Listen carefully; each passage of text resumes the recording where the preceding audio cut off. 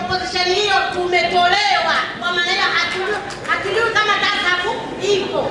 Sasa mwenyekiti, unapoongea kusema TASAF ipo, ninashangaa au ninapiga mshangao kusema hapa inafanya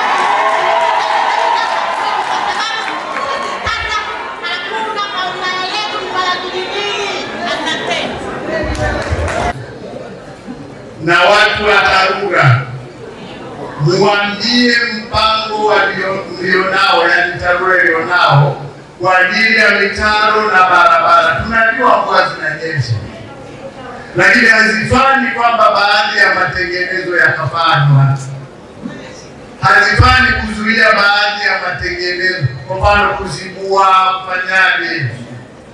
Kwa hiyo naelekeza Mheshimiwa DC,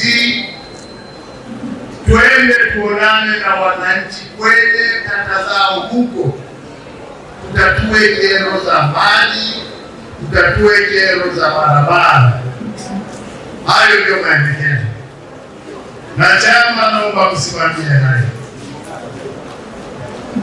Hizi bili pia mtuwasa Mheshimiwa DC, chukua hiyo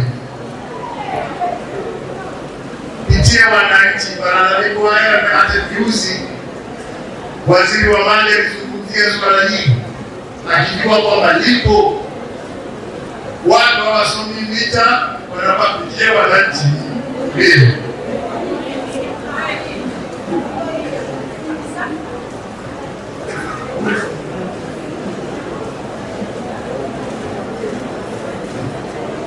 Nyingine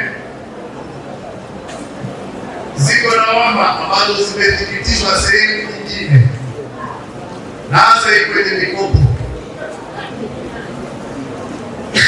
Mkurugenzi,